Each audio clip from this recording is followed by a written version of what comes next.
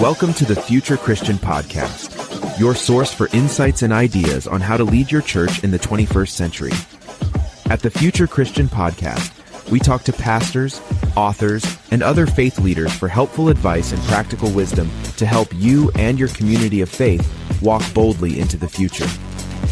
Whether you're a pastor, church leader, or a passionate member of your faith community, this podcast is designed to challenge, inspire, and equip you with the tools you need for impactful ministry. And now for a little bit about the guest for this episode. Welcome to the Future Christian Podcast. Today, Martha Tatarnic welcomes Brian E. Pearson to the show. Brian is a former Anglican priest who for almost 40 years knew both the sublime and the ridiculous of the church world, often loving it, sometimes hating it, but eventually leaving to follow his own path. He is the author of How the Light Gets In, Passion Tide, and Pie Face Boy. He is a member of the Writers Guild of Alberta and the Alexandra Writers Center Society. A singer-songwriter, Pearson is also the producer and host of The Mystic Cave, a podcast that explores the elements, both new and ancient, of an emerging contemporary spirituality. He lives in Calgary, Alberta, with his wife, Jean, close to his 3 grown children and 2 granddaughters. A reminder before we start today's conversation, please take a moment to subscribe to the podcast, leave a review, and share Future Christian with a friend. You can connect with Lauren, Martha, and Future Christian on Instagram. We really appreciate your voice and how we faithfully discern the future of the church.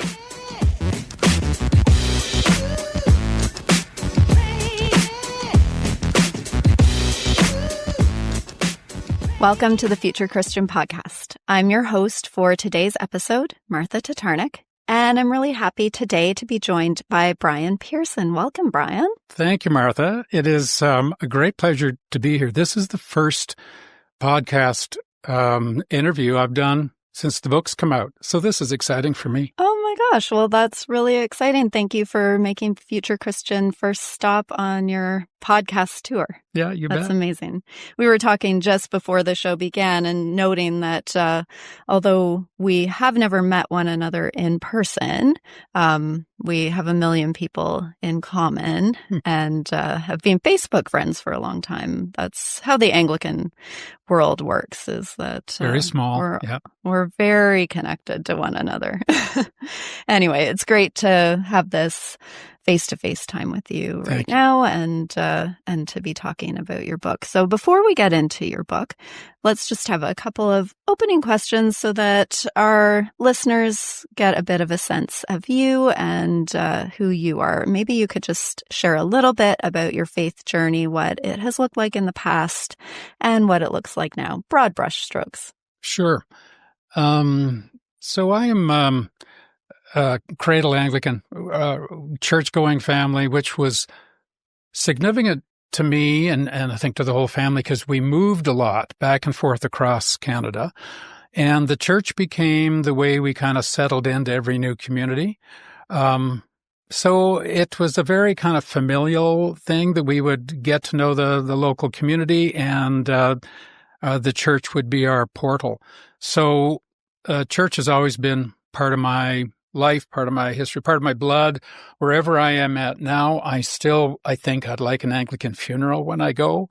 So, but along the way, through the church, I was introduced in the days of the Jesus People movement to evangelical charismatic Christianity, and that was a hoot. That was quite a wild ride, where apart from sort of delighting in the power and presence of the Holy Spirit, we were also judging everyone, like, my own parents for not being Christian, having brought me up in church. So had that experience. Went to an Anglo-Catholic divinity school, which is Trinity College, and those in the Canadian church will recognize I had another option. Right across the street was Wycliffe College, and that's the evangelical college, and that's where I should have gone. Except part of me, and this is just part of me, I kept thinking about, but I know nothing about the Anglo-Catholic Church. That's a mystery to me, so why don't I go there? Yeah. So I went there, Anyway, I ended up being ordained, was in active ministry for almost 40 years, loved the work, grew to be deeply disillusioned with working within the church. And by the time I retired, without slamming any doors, I left the church. I just never went back. The first Easter came and went. The first Christmas came and went. And I kept thinking inwardly, like looking inwardly of, shouldn't I be going to church? And there was nothing in me that wanted me to. So clearly a level of disaffection had settled upon me. And I've spent the last 6.5 years exploring all of the spiritual avenues that I felt were not available to me while I was preaching the one way. And it's been a fabulous ride. I still think of myself as a follower of Jesus, but I rarely have gone to church. And when I have, I know too much. I can't be uncritical. I sit in the pews going, that was a dog of a sermon. I mean, we've all come out to hear, and this was last Christmas Eve, we've all come out to hear the word of God in this sacred place. The music's great. And you have no sermon for us other than, gee, it's hard to preach about Christmas. Like, I can't turn off the inner critic when I go to church. So I'm finding other ways, other communities. And anyway, that's broad strokes what my journey has been. So basically, you have covered a lot of spiritual terrain. I think so, yeah. You've kind of done the whole gamut of Anglicanism and beyond. Yeah.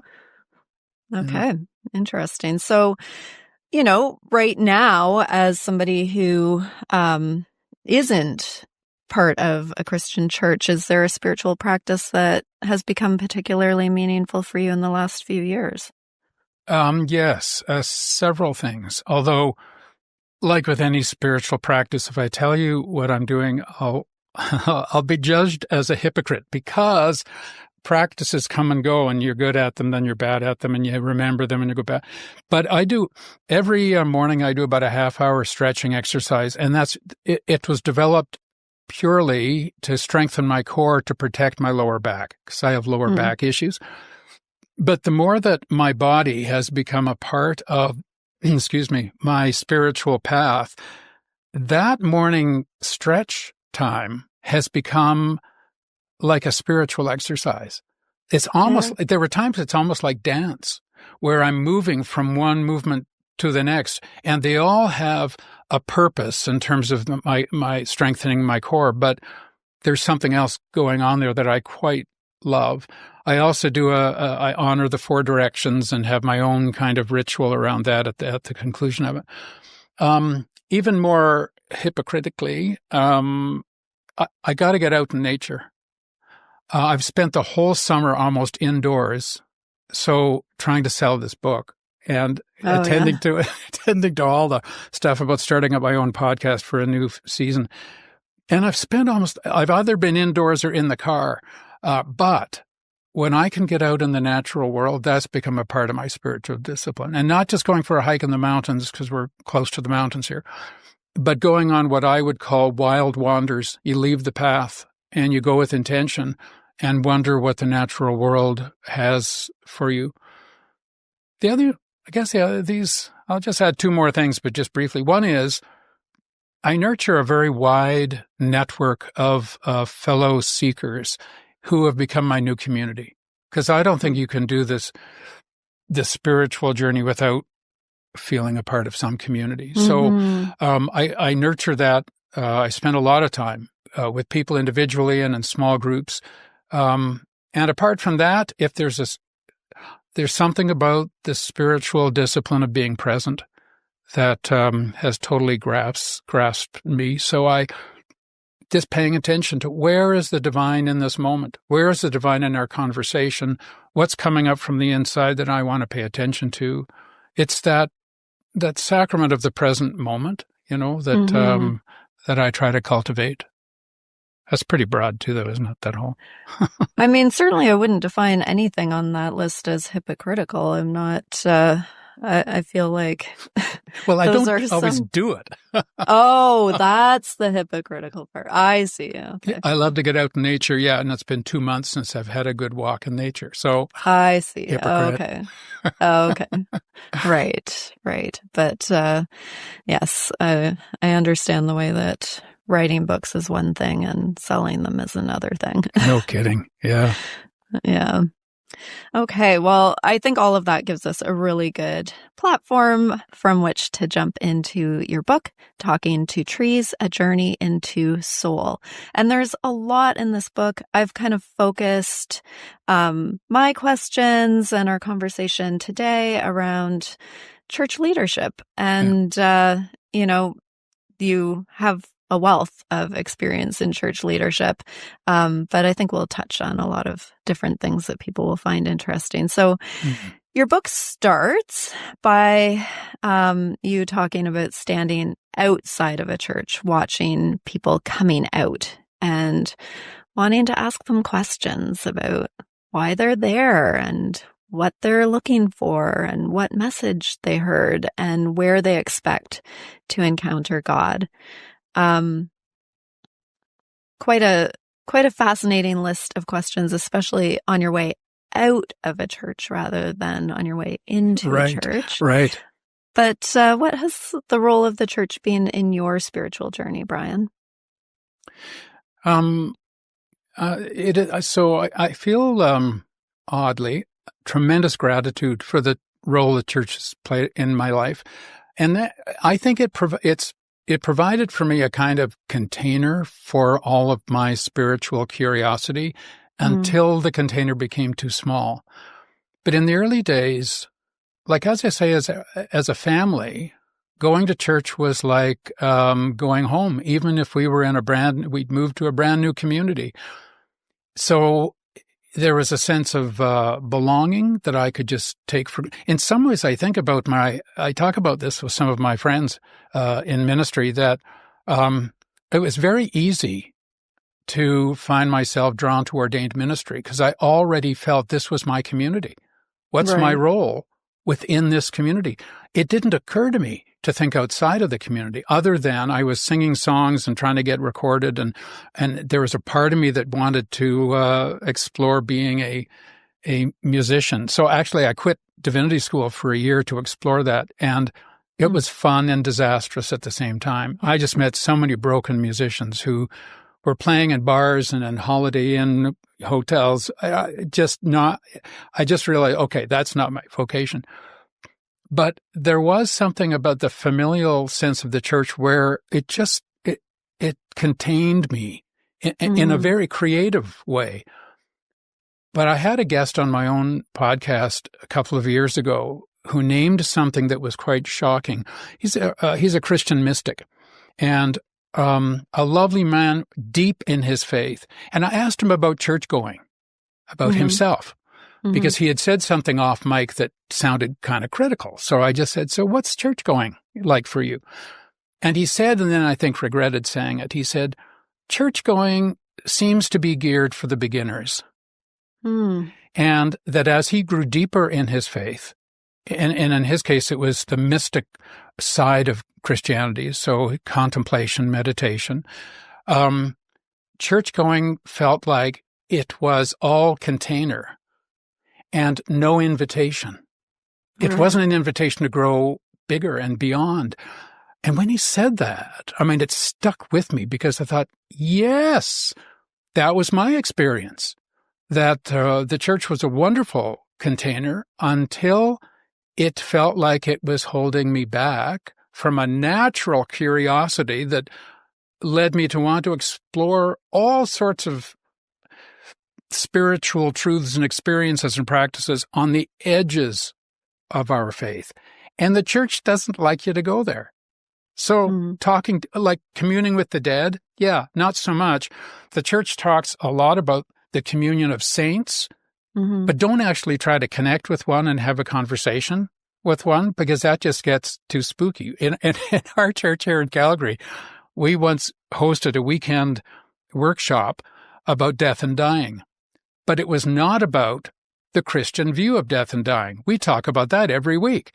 It was anecdotally people who work in hospice, people who are spiritualists, who facilitate conversations with dead people. We had all these people come and give a presentation about what actually happens in death, quite apart from what we believe about death. This, to me, was where the church ought to be pushing out the bounds. We could do this, but we had to do it secretively so that my bishop wouldn't know until afterwards that we had done this. And I thought, that's not right. So anyway, as a container, when I needed it, the church was great. And then as my curiosity and interest began to deepen and grow, the container was actually an impediment. Yeah. I find it interesting, the pieces of those 40 years in parish leadership and kind of the lifelong participation in the life of the church. I think it's interesting the parts that you have brought forward into the edges of our Christian faith, particularly your note around the importance of community, the importance of one another's stories, of not trying to do this alone or forge this alone. But yeah, there are some boundaries that are always being pushed at. You know, if you look at the church that is today, it's quite different than it was a couple of generations ago. But a lot of people get their eyebrows singed off as they, sort of nudge at those boundaries. But so I was thinking about. There's one of the details of the early part of Jesus' ministry that I think we brush over is when he was ready to start his earthly ministry, he did not go to the Jewish establishment in Jerusalem. He knew that was a non-starter. He didn't. Right. He hadn't gone to the right schools. They would not acknowledge. He was an itinerant preacher from nowhere. He knew that the core of his religious community could not give him the validation or affirmation that he would have wanted, even if it was just ceremonial, so that he could begin his ministry. So he went out to John the Baptist, who was truly, literally an eccentric. He was off-center. It sounds personally a little off-center, but also off-center culturally. He was out on the edges. And that's where Jesus went, as if that's the only place new life can be identified, can be recognized, at the edges. Because what happens at the core, and then talking about the church, what happens in the core is that we become by nature very conservative.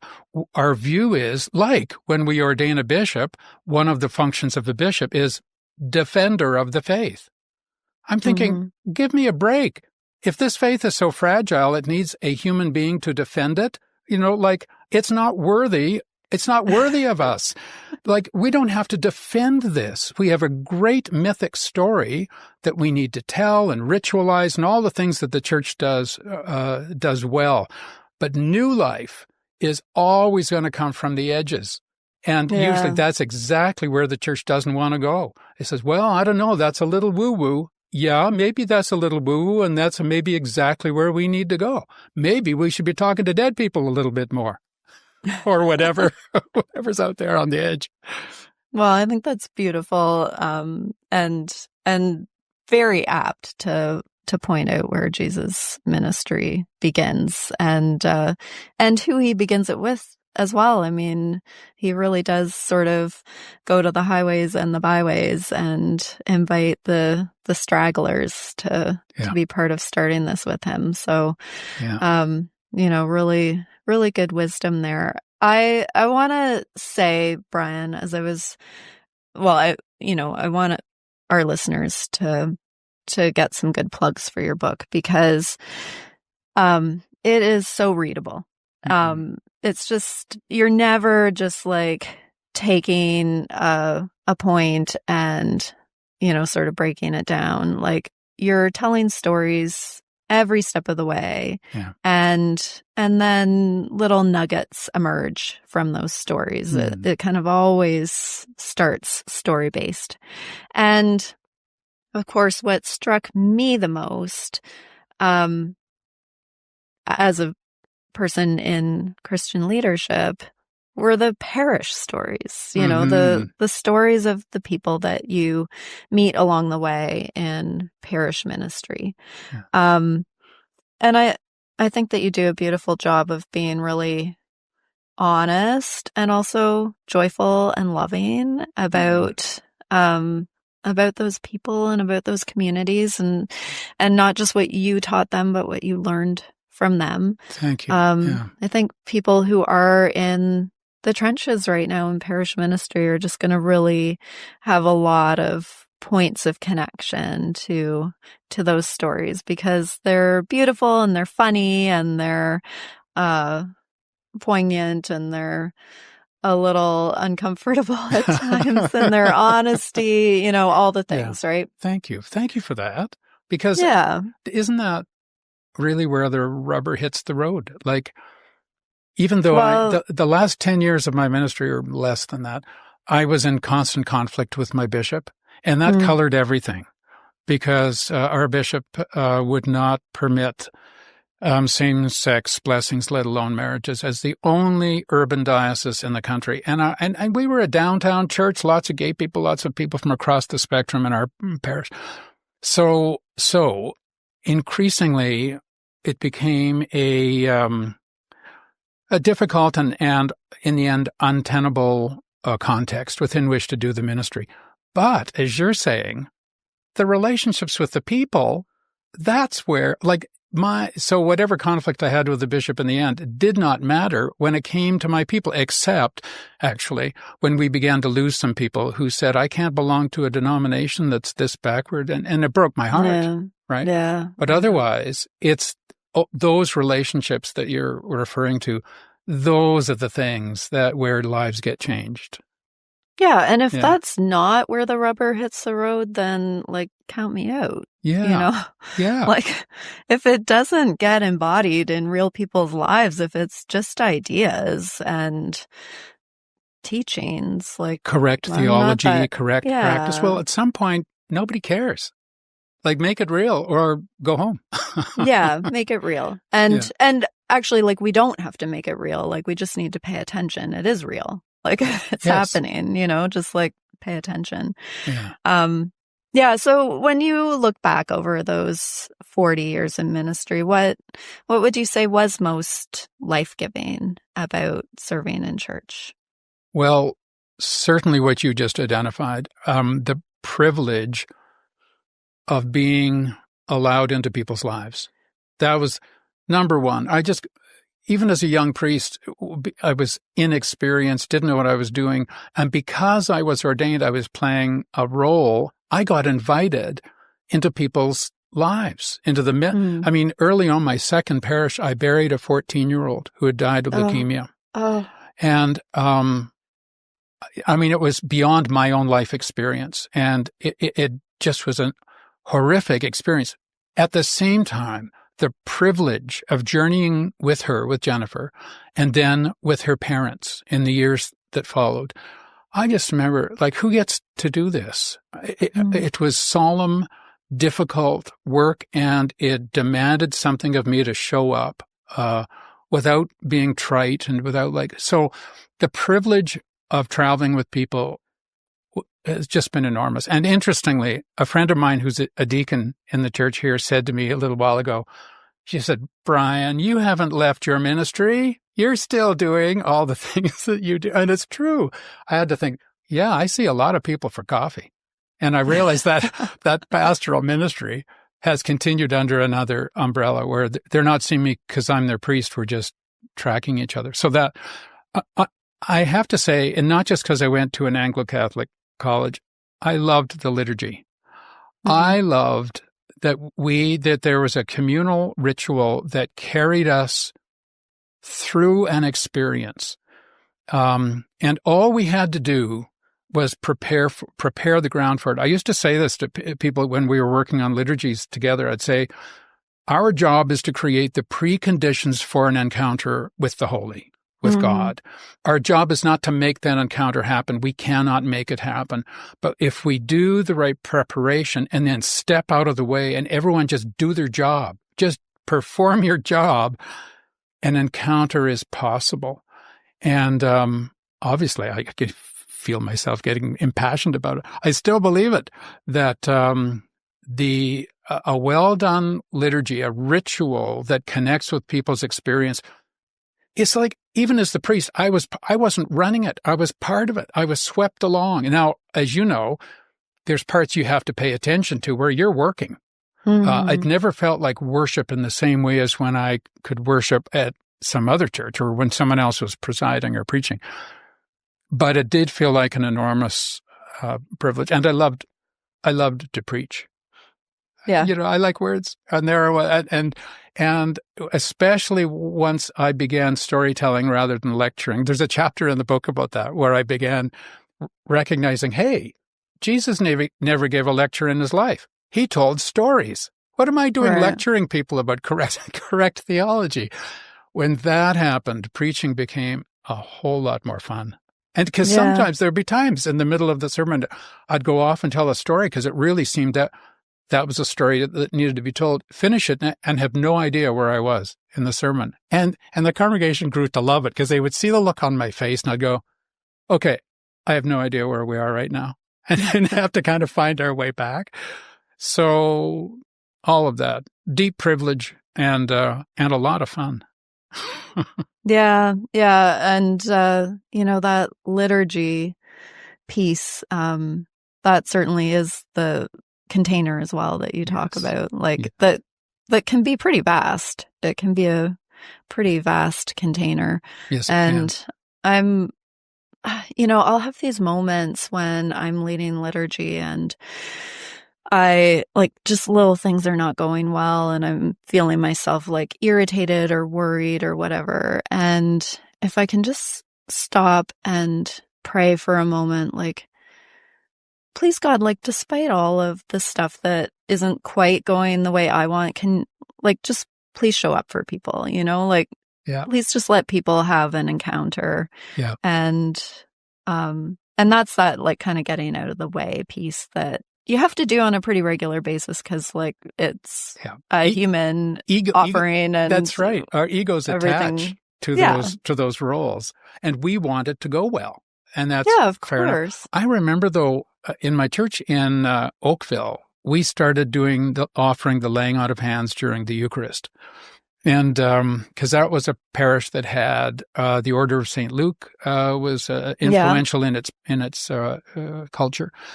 So we started doing the laying out of hands, and we did everything we could not to make it Pentecostal.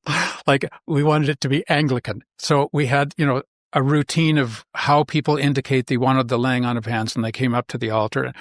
And but I remember we went through it, and so we started doing that. And I would often feel I'm doing my job.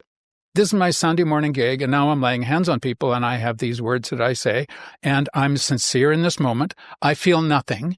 I'm just doing what we've offered to do. And I remember this parishioner, this woman, Kathy, who came up to me afterwards and said, whoa, wasn't that incredible? Did you feel that? Yeah. No. She had this incredible experience of opening that was opening her body up, opening everything up when I had done the laying on of hands. I felt nothing. I was probably thinking, oh, okay, this is going on too long. Oh, can we clip the end of the service a bit? Who knows where my head was? Yeah, truly. We just did it. And in doing it, something was happening in spite of us. I always remember that, it doesn't matter. It's not about me. It's not about me. Yeah.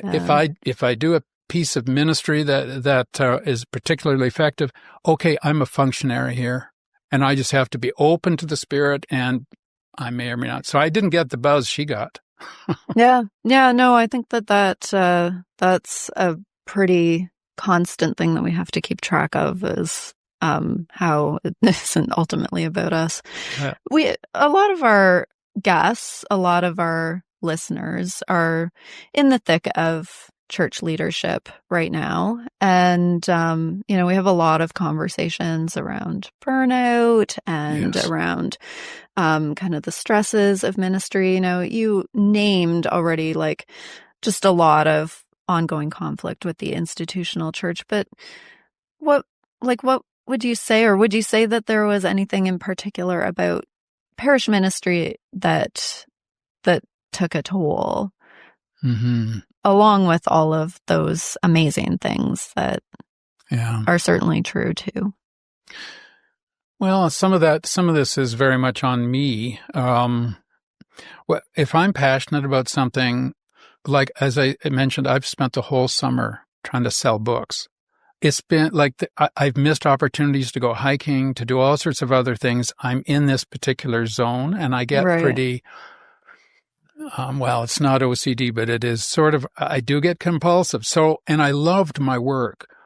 So what took the greatest toll on me, I think, was a kind of burnout of, I would work until I had nothing left.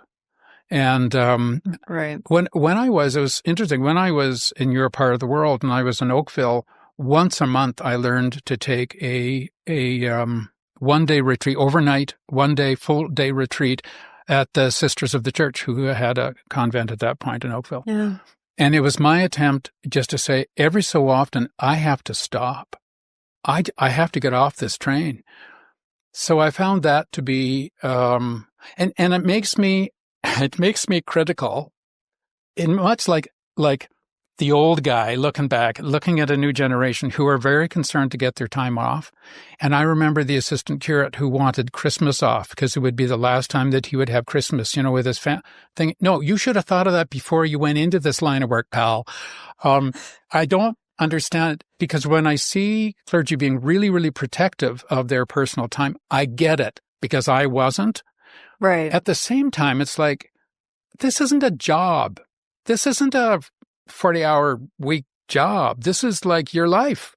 And yes, you have to put, safeguards around your family time and your personal time. Yes, all that. But anyway, that in the end, I was quite given to exhaustion. And I could tell coming out of every summer after my vacation, I'd get into September at this time of year, and I'd be grumpy as hell because I had to gear up. I had to rev up for a whole new season of programs, and I just kind of wanted to go back to bed.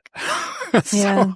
The other thing though was how much my conflict with the bishop took out of me. I hate conflict, and I just felt he was so wrong, and it was entirely the wrong message for the church to be giving the wider world, that we see same-sex relationships as subpar and whatever. I mean, all the language he never used, but it was all implied by his actions. And there were 6 of us, 6 clergy, who defied him and did an irregular wedding ceremony.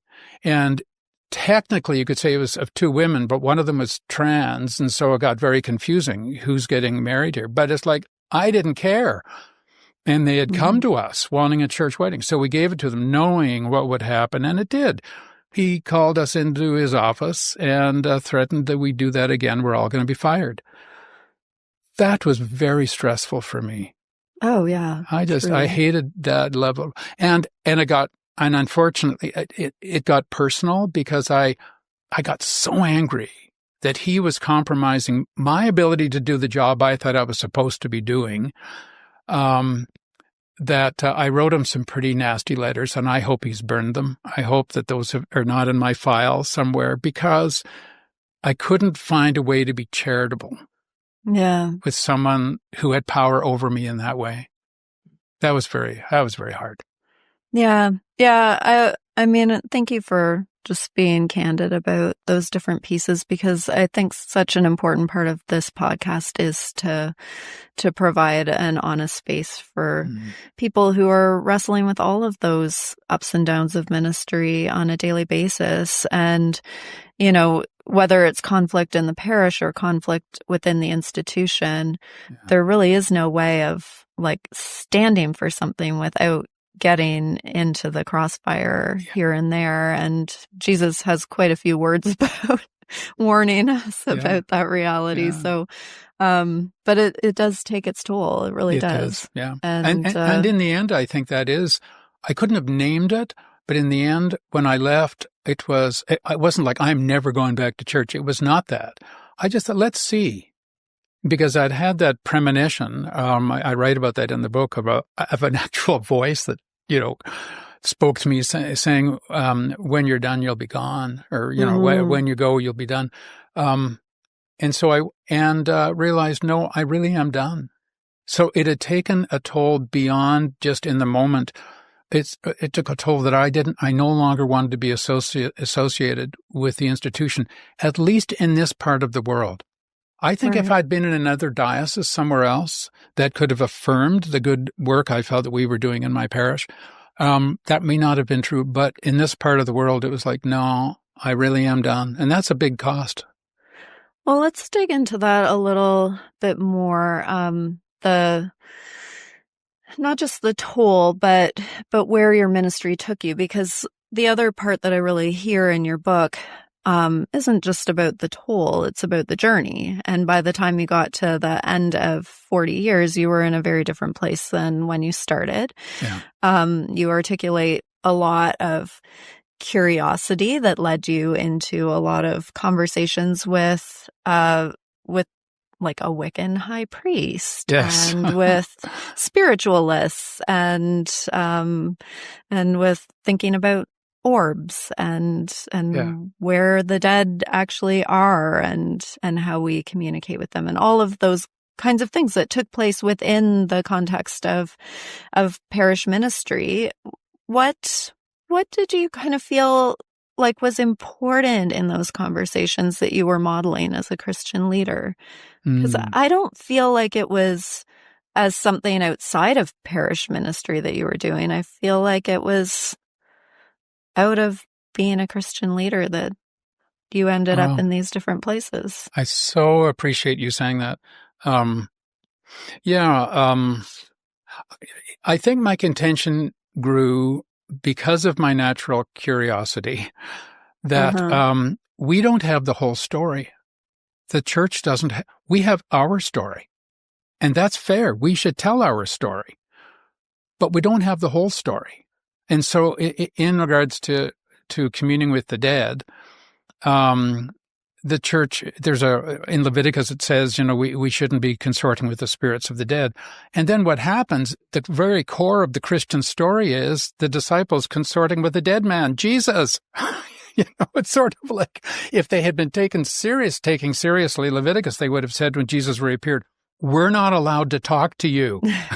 Right. So it felt to me, by being so protective, and in that protectiveness fearful of the edges of our Christian experience, that we were selling the story short. I don't know that churches should be having spiritualist meetings where they're talking to dead people, but they shouldn't be afraid of them. Well, you know what? Like, let me just share a little anecdote with you, because I think this is really relevant. A colleague of mine did, a thesis for, I think, her Master of Theological Studies, and she did it on experiences that people in our churches have had with those who have died.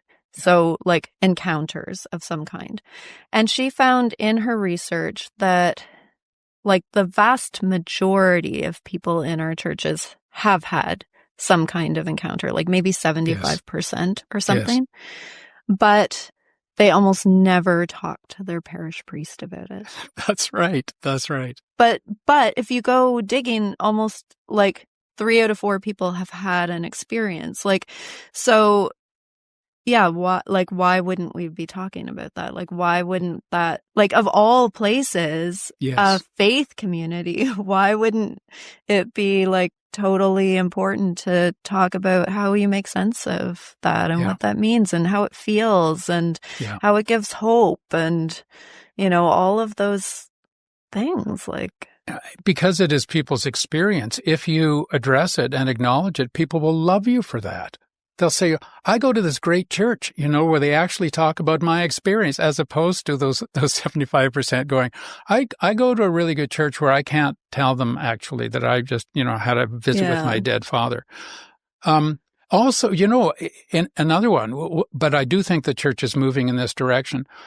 Part of my post-ministry explorations has been around what I would call the area of animism, where what does it mean that God is invested in the creation that God made? Like present in this creation. When I go on these wild wanders, it is with the expectation that God is going to show up. I don't use that language so much anymore myself, but that's really what I'm looking for, that God is in the natural world. And if I am open to that as I am to God being present in other people and in rituals that are important, what does God have to tell me through the natural world? Now, the church traditionally has been very suspicious of that. I mean, they've given it a name, animism, of something which is tantamount to heresy. Yet, it's like, what is to prevent us from celebrating the God who is in creation? We're not saying God isn't in Jesus, isn't in the church, but out there in the edges, people are encountering the divine in all sorts of ways. And if the church isn't naming those, if the church isn't embracing them, isn't even recognizing them, what relevance does the church have to modern day seekers? Like, people are finding God without that language in the natural world. Well, yeah. I mean, it's not even just a question of what it says about seekers or to seekers. I think you've named this already. Like, it is, what are we saying about God? Like, are we really, like, inviting people to know the God that they can only know, like, on Sunday mornings in this particular space? Like, is that the invitation? Like, yeah, it's a pretty limited invitation. Well, very, and we wonder why people aren't attracted to the church, and why. You probably found the same thing. Whenever clergy end up like in murder mysteries, like as a character, they're either crazy or they're the one who did it. Like, like the world doesn't have any positive images of clergy, it seems, which is, I think, is sort of symptomatic of the modern world doesn't know what to do with the church at all, because we don't seem to be part of the modern world. So there's something about embracing the spiritual search of our age. It doesn't mean not telling our story. And here's the thing I'd want to say. The church should feel proud and privileged to tell its mythic story. It's got a beautiful mythic story. A creator, right? A creator who so loves what the creator has made that is willing to suffer to bring in the creation to their fold. Like, there's just this lovely sense of even Jesus' death on the cross, if not understood as atonement, as having to make up because we're all really bad children who need to be punished. So Jesus gets punished for us, which I think is, okay, that may have worked in some generation. That doesn't work now. But as part of the mythic story of this is how far the Creator was willing to go to bring us back. Like, it's a beautiful story. So it's a beautiful story. It's an honest story. It talks about the things that actually happen, like suffering and death actually happen. Like, that is the human condition, right? So, like, what resources do we have for dealing with suffering and death? Because it's going to be on the table. It's baked into the story. So we can celebrate the story that we have to tell. And when I say celebrate, preach it, build our liturgies around it. I think all of that's important. But it's not then to say we've got the whole story. No, we don't. This is our story. We want to tell it. We want the world to know it. But it's not the only thing going on. And therefore, we can learn.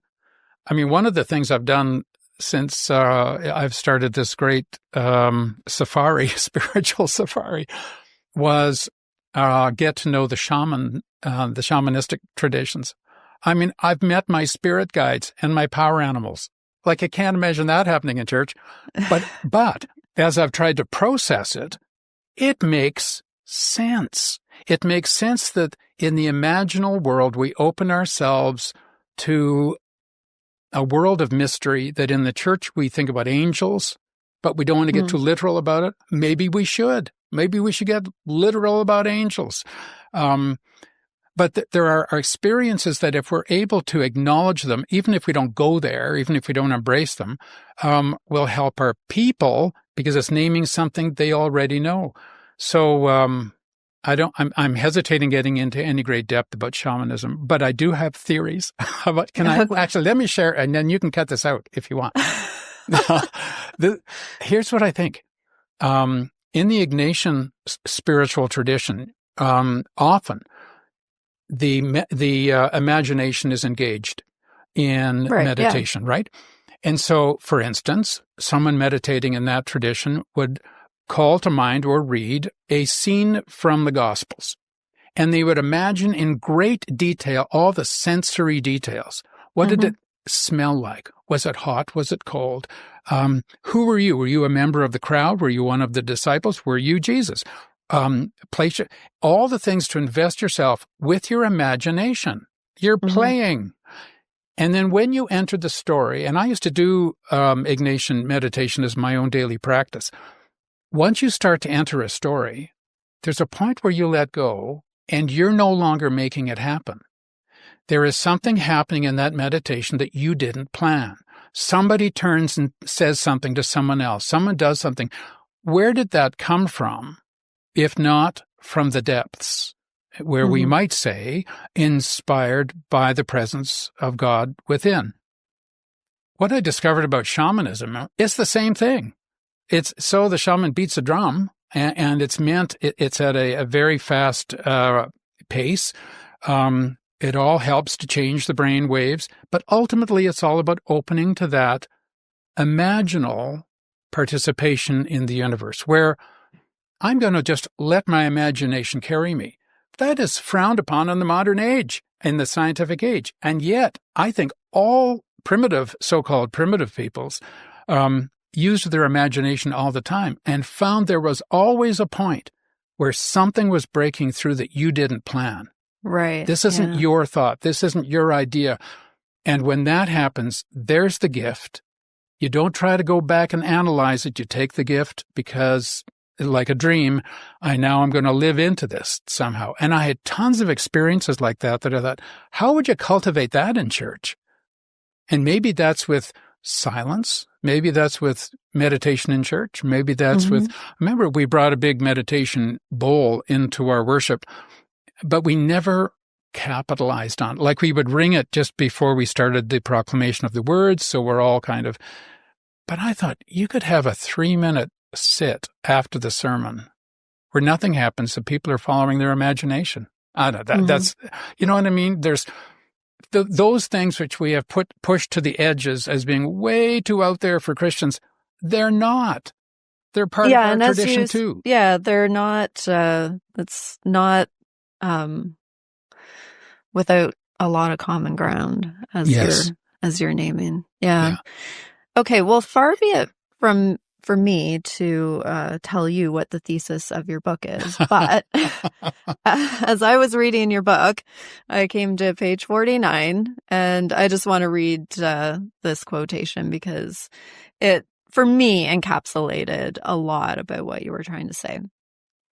So you're in a pastoral conversation with someone who has had some faith experiences, I think, in a more charismatic tradition. He was being wooed by the Mormons.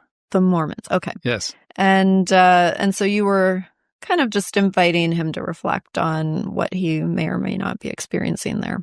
And you say, I think we have to ask ourselves at any given crossroads, which way will make our lives larger rather than smaller?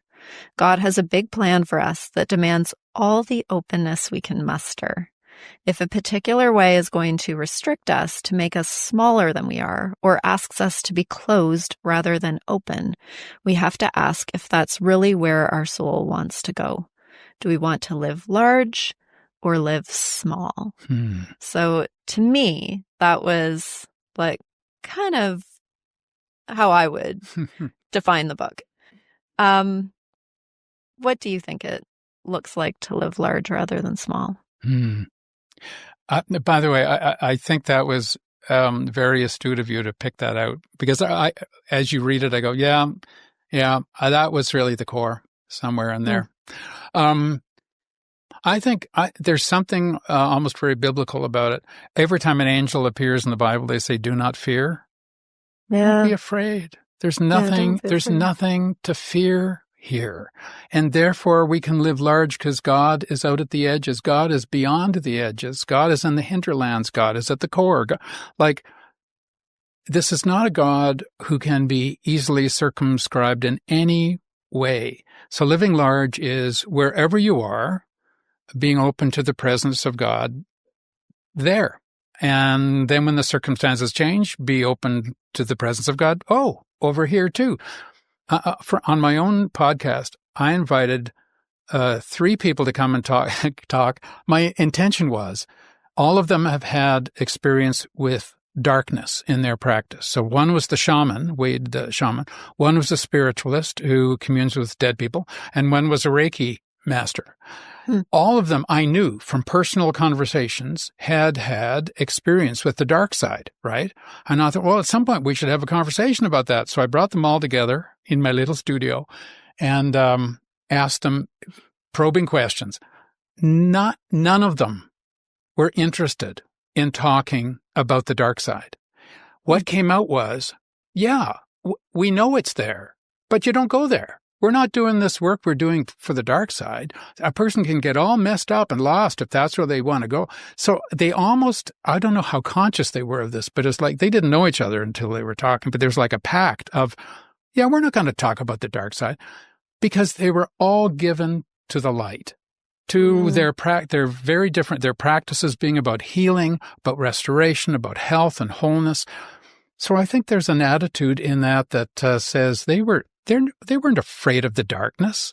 And the stories they had told me other than that, I knew that in each case, it was like, well, this has no power here, because they were so invested in the light. If we're really people of faith, then we have nothing to fear. And we can move out to the expansive places where otherwise the church might go, I'm not sure you should go there. You know what? If it's going haywire, if things are turning dark, you'll know it. So there's something about being fearless, if that's I'm just riffing on this, but that feels right to me. I mean, fearless. A word that I find I use a lot in my sermons is courage. Yes. I do think that there's a lot about being called to courage. And if we think again about those like basic human realities of suffering and death, I think a lot of what we're doing is equipping people to be courageous. That is so true. In the face of like what life will throw at us. Yeah. And what death will throw at us, to be able to think of someone who's lived a faithful life, whose faith has given them the gift of courage in the face of death, on their deathbed, not out of their skin with worry and anxiety, but wow, this is going to be a really cool journey. Wow, what's the other side going to be like? As much as I may be sad about leaving my loved ones and all that, like this, I've spent my whole life preparing to go through this portal. Like, wouldn't that be I'm getting chills actually just talking about that. I think you're right. Yeah, and I mean, we do get to witness that, right? Like, we do get to witness people who die beautifully and not without suffering, but who die with curiosity and gratitude and trust and all of those things. Like, it's quite inspiring. Very inspiring. And as clergy, we have been privileged, right, to be at the bedside and to see that and go, oh man, as sad as I will be when I breathe my last breath, because I quite love this life. And I'm loving it in retirement in this particular phase. This is marvelous. As sad as I'll be, I also hope I'll be excited. Yeah. about what's coming next. Yeah, truly. Okay, I feel like you've kind of answered this already, but I do want to just circle back to what your relationship is with the church now, and how you kind of see it in your spiritual life now, or if you do. So it's no longer part of my spiritual practice, but I know without a doubt it's in my bones, which is why I say, I can imagine. I've said that to my wife. I've said, if I go before you, in spite of being out here in the hinterlands, I want a good old Anglican funeral. That's me. I mean, that's where, as much as I try not to pay attention to gossip and what's happening in the church, in my own parish and in the diocese since I've left, I'm still capable of being hurt by hearing of things happening. It hurts my heart. And I think, no, you don't close down in terms of the church as it gets smaller and it gets fearful and it circles the wagons and it's all about, as we said, defending the faith. No. So I know that at some spiritual level, I will always be a part of the church. But it's not so much, I haven't found a way to make that work, of being a part of a church. I would want to go back and be a part of my own church, right? The people I know so well. And that's bad form for a priest to hang out. And I don't think always it's very welcome by the newer clergy who follow you. So I mean, I have really a different opinion about that, because I have been so lucky in my church ministries to have my predecessors continue to hang around and just be extremely wonderful parts of the community. So I know that's not everybody's experience, but I don't know. I feel like a lot of the boundaries that we've put up around friendships having to come to a close the minute that you that's craziness. It just doesn't seem to bear out with reality. But again, I'm speaking from a particular context of having really great predecessors in all of my churches. There's something very organic about that. There's something natural, but the elders still stay with us. I know. They're not leading anymore except by a certain example. Oh, it's been so good for me. I've loved it. But, I know it can be toxic too. Oh, and the other thing I just wanted to note is I do feel like you've taken the church with you to where you are now too. That maybe you're not attending a church, but it just everything that we've talked about today, everything that's in your book, it is still with you. Yeah. In a big way. Yeah. Thank you. Yeah, I think so too. Yeah. So, what do you hope that a reader, and especially those serving in Christian ministry now, what do you hope they might take away from your book, Talking to Trees? I think, one, I hope that it would be read as an invitation. And going back to what you read from the book, an invitation to live your faith large.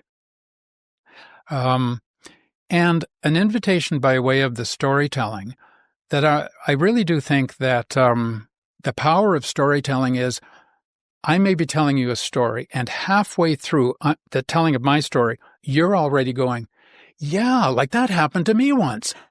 It evokes a story that we are landing on something that feels true, that it's profound. And it's not like we both believe the same thing. We both have the same experience. So the invitation is by way of hearing the stories, not for their own sake, as if my life is any more interesting than anyone else's, but hearing the stories for the stories that get evoked within the reader. And I mean, I was saying to someone, thinking of having this conversation, I said, I think the whole purpose of writing the book, I'm realizing, wasn't about the book. It was about the conversations that can come out of the book, the storytelling that can happen. And I will be part of some of those conversations. Most of them I won't be. I would love that. If someone could read the book and feel invited to go, yeah, there's something here that I had a similar experience, and down they're going that road, acknowledging and even celebrating their own spiritual journey in all its uniqueness. It may or may not fit into the church, but yeah. Yeah, well, I think that is going to happen for people reading the book because there's a lot that's relatable, but there's also a lot that is, your unique person of Brian Pearson and your particular viewpoint and way of seeing the world. And I think that particularity invites other people to be more particular themselves too. So it's like the universal and the specific. I love it. And that's a whole conversation of its own. But you know what? Joseph Campbell, who used to write about follow your bliss, he was the mythologist who was trying to summarize the world myths. He says, really, it's all about following your bliss. Before he came up with that, he told his friend Thomas Moore, he said, he was talking about follow your weird, W-Y-R-D. It's an old English word that means fate, follow your fate. But I love it even better. Like he should have said, follow your weird, because if each of us is going on our own path, we're going to be weird. We're going to be like John the Baptist, a little eccentric, like that's the way we're meant to be. Yeah, there's a great Rachel Held Evans quote where she says, like, I don't want the church to be more hip. I want the church to be more weird. I can see that's it. That's exactly right? it. Like, yeah, just lean in. Lean into the weird. Okay, well, let's take a quick break and then we'll come back with some closing questions. Welcome back to the Future Christian Podcast, and I continue to be here with Brian Pearson, and we are going to wrap up with our usual closing questions. Now, Brian, we always tell our guests that you can take these questions seriously or not. It's up to you, the degree of seriousness that you apply to your answers. But here they are. Okay, Brian. If you were Pope for a day, what would fill out those 24 hours? I'd set the captives free. Do you want to elaborate there? On the whole church, I'd say, folks, do what you want. Have a good time. Go out there and explore, and see you tomorrow. And tomorrow, we'll get back to usual. But today, do what you want to do. Set the Christian captives free for a day. All right. That is a very on-brand answer, Brian. Okay. What theological or historical, Christian or otherwise figure would you want to meet or bring back to life?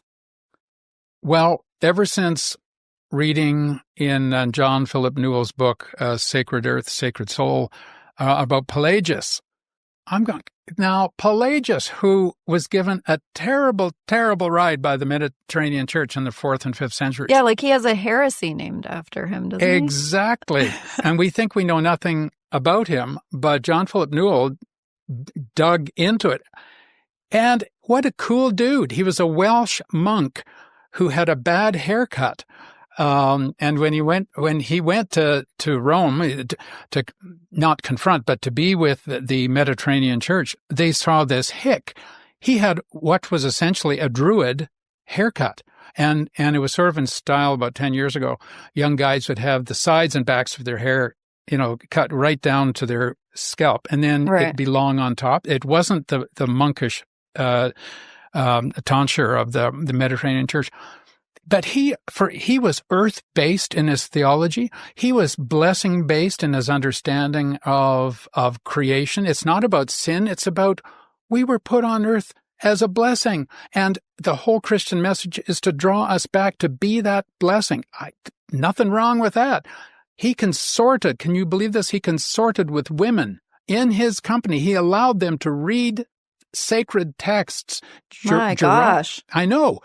Jerome. That's what Jerome focused on to diss Pelagius is, and he hangs with women and lets them read the texts.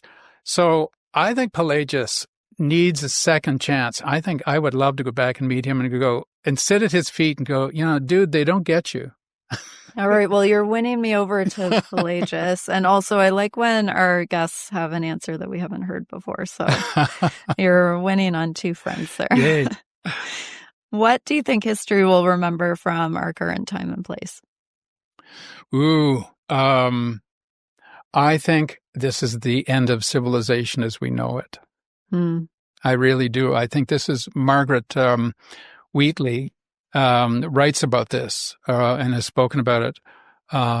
This isn't a pendulum swing. This is the end of Western civilization as we know it. So buck up, folks, she's saying. It's time to show up for who you are and to offer your gifts to the world. Now's the time, because we're not going back to any of the stability we've known. I mean, that's a very dark response, but ever since I heard her saying it actually, I'm going, you're right. Okay, we're going to remember this as the death of civilization as we knew it. Great potential for something new to be born, but the old is done. Yeah. Well, and that do not be afraid message, more relevant than ever, right? Yeah. Okay, so what are your hopes for the future of Christianity at the end of civilization? I still think the gathering of people around the Christian, what I call the mythic story, the Christian mythic story, is a beautiful life and world transforming thing. Like when Christians can continue to gather, I have to say, with or without the consent of bishops, with or without correct theology, like all of the things that we do to so limit ourselves, the gathering of people around this mythic story that is focused on Jesus, has some specific rituals that engage us, I think is a beautiful thing. And I would hope that survives even when the institutional church doesn't. Even when people have to sell off their beautiful old buildings, thinking this is the end. This isn't the end? Are you kidding? You get a chance to be the church in a way you never could before, meeting in a high school gymnasium on a Sunday morning. Anyway, yeah, something like that. Yeah, so lots of hopes for the future of the church. Okay, and this last question is really important because you have a lot that you're doing and exploring and writing and talking about. So where can people find out more about you, Brian? So my website is my name with my middle initial, which is Brian E. Pearson. And on there you can find about my podcast, which is called The Mystic Cave, which is actually talking about all the stuff we've been talking about. It's going to change its focus in this season coming up. Do you know who's going to be my first guest? Who? I don't know if you'll know who this is. Some of your people won't know. Jane Siberry from the 80s and 90s. Yeah. Who was the most unique person. Life is a red wagon. Yes. Oh my gosh. I'm focusing on kind of the soulful questions of what does it mean to be human in the modern age and trying to do it without theological jargon. Anyway, so my podcast is listed on there, my blog, people can sign up for my blog. And of course, I have a page dedicated to the book, which people can buy it on Amazon and all those places, but I'm sure not a fan of Amazon, not just because I only get $1.20 for a book sold on Amazon. But if people want to buy a book, they can do that through my website and I'll send it to them signed or with a, dedication, whatever they want, and do that before September 30th. This is, somebody said, the E in your middle name, does that stand for entrepreneur? Because somebody said, you should have a draw. You should have a contest to help sell your book. I think it's a very stupid idea, but I'm doing a draw. So if you buy a book from me before September 30th, well, if you live in Southern Alberta, I'll come to your home and do a house concert. Or I'll meet with your book club and we'll talk about the themes of the book. Or we will have an extended conversation about your own spiritual journey. Those are the first, second, and third prizes, but only until September 30th. And then the deal's off the table. Brian Entrepreneur Pearson it is. .ca. .ca. And the book is Talking to Trees, A Journey into Soul. I highly recommend it. Thank you so much for our conversation today, Brian. And thank you for all of the wisdom and humor and honesty that you bring to your reflections. Thank you, Martha. And I love the show. I love that you're pushing out at the boundaries. Man, if nobody's doing that, the church is dead for sure. Anyway, thank you. Yeah. If you're not busy being born, you're busy dying. Amen. Bob Dylan. Okay, well, we always end not with Bob Dylan, but with a word of peace. So, Brian, may God's peace be with you. Thank you. And also with you.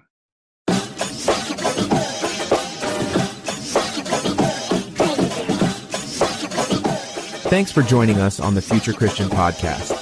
The Future Christian Podcast is produced by Resonate Media. We love to hear from our listeners with questions, comments, and ideas for future episodes. Visit our website at future-christian.com and find the Connect with Us form at the bottom of the page to get in touch with Martha or Lauren. But before you go, do us a favor. Subscribe to the pod to leave a review.